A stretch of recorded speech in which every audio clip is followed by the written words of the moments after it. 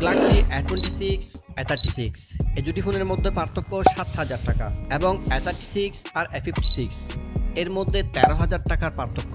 কিন্তু মজার বিষয় হলো আমরা যদি মাঝখান থেকে A36টা নিয়ে ফেলি তাহলে এই দুটি ফোনের মধ্যে পার্থক্য হয় 20,500 টাকা। আর দুটি ফোনেরই স্পেসিফিকেশন সাইড বাই সাইড থেকে যদি আপনাদেরকে দেখাই তাহলে আপনাদের রিঅ্যাকশনটা হবে ঠিক এইরকম। এই তিনটা স্মার্টফোন নিয়ে অনেক রকম কনফিউশন সবসময় লেগে থাকে, কারণ এই তিনটি ফোন সামনে থেকে দেখতে একই রকম কিন্তু এর ভিতর পার্থক্য আছে। তো সব ডাউট আজকে ক্লিয়ার করে দিব। আর তিনটি ফোন কিন্তু অফিসিয়াল ভাবে পাওয়া যাচ্ছে বাংলাদেশে, এবং ভিডিওর শেষে আমি সেগুলো নিয়েও বিস্তারিত কথা বলবো। তো কথা না বাড়িয়ে চলুন শুরু করা যাক আজকের এই ইন্টারেস্টিং ভিডিও। প্রথমে এই তিনটি ফোনের কি কি মিল রয়েছে সেগুলো দেখবো এবং কি কি পার্থক্য রয়েছে সেগুলো দেখবো। ডিসপ্লেতে তিনটি ফোনই থাকছে 6.7 ইঞ্চির super AMOLED display, full HD plus resolution, 120 hertz refresh rate, Corning Gorilla Glass Victus প্লাসের production, 1900 nit peak brightness. Display সেকশনে শুধুমাত্র একটি পার্থক্য আছে, আর সেটা হলো A26 এ থাকবে ওয়াটার ড্রপ নচ এবং বাকি দুটাতে থাকবে 5 হোল ক্যামেরা। এবার দেখা যাক তিনটি ফোনের ক্যামেরা সেকশনে কি কি মিল এবং কি কি পার্থক্য দেখা যায়। তিনটি ফোনেরই পিছনে থাকছে triple camera setup, primary camera 50 megapixel, aperture 1.8 এবং 2 মেগাপিক্সেলের ম্যাক্রো ক্যামেরা। তিনটিতে ওআইএস থাকবে এবং 4K তে 30 fps ভিডিও রেকর্ড করতে পারবেন। আর যদি পার্থক্যের কথা বলি তাহলে এখানেও শুধুমাত্র একটি পার্থক্য আছে, আর সেটি হলো ওয়াইড অ্যাঙ্গেল লেন্সের পার্থক্য। মানে A26 এবং A36 দুটোতে 8 মেগাপিক্সেলের আলট্রা ওয়াইড লেন্স, কিন্তু A56 এর 12 মেগাপিক্সেলের আলট্রা ওয়াইড লেন্স থাকবে। এছাড়া সেলফি ক্যামেরাতেও সব কিছু সেম, শুধুমাত্র A26 এ 1 মেগাপিক্সেল বেশি। মনে হয় 1 মেগাপিক্সেলের পার্থক্য না রাখলে স্যামসাংয়ের গুমই হতো না।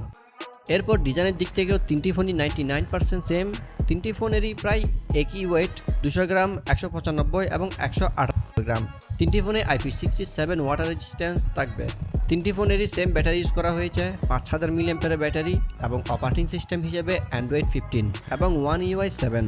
এবার আসি পারফরমেন্সে, যেটার জন্য আপনারা এতক্ষণ অপেক্ষা করে বসে আছেন। তার আগে ভিডিওতে একটি লাইক দিয়ে নিন।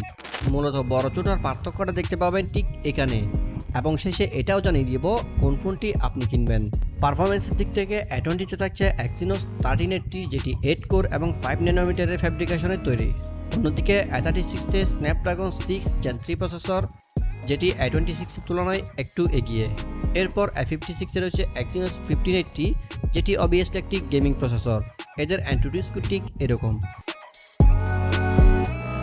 আরও সহজ করে যদি বলি তাহলে পারফরমেন্সের পার্থক্য দ্বারা ঠিক এরকম যে A26 থেকে A36 এর পার্থক্য 10% বেশি, আর A36 থেকে A56 এর পার্থক্য 30% বেশি, এবং A26 থেকে A56 এর পার্থক্য 50% বেশি, মানে ডাবল।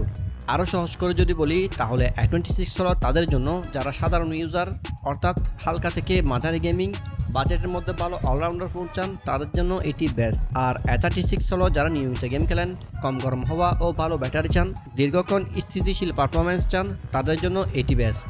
আর A56 হলো heavy gaming, video editing, content creation, দীর্ঘমেয়াদে ফোন ব্যবহার করতে চান, তাদের জন্য এটি বেস্ট। তিনটি ফোনেরই অফিসিয়াল প্রাইস জানাবো, তার আগে চ্যানেলটি সাবস্ক্রাইব করে দাও। এই তিনটি ফোনের বর্তমান অফিসিয়াল প্রাইস যদি বলি তাহলে A26 এর 8GB 128GB এর দাম 39,500 টাকা, A36 এর 8GB 128GB এর দাম 46,500 টাকা, আর A56 এর 8GB 256GB এর দাম 60,000 টাকা।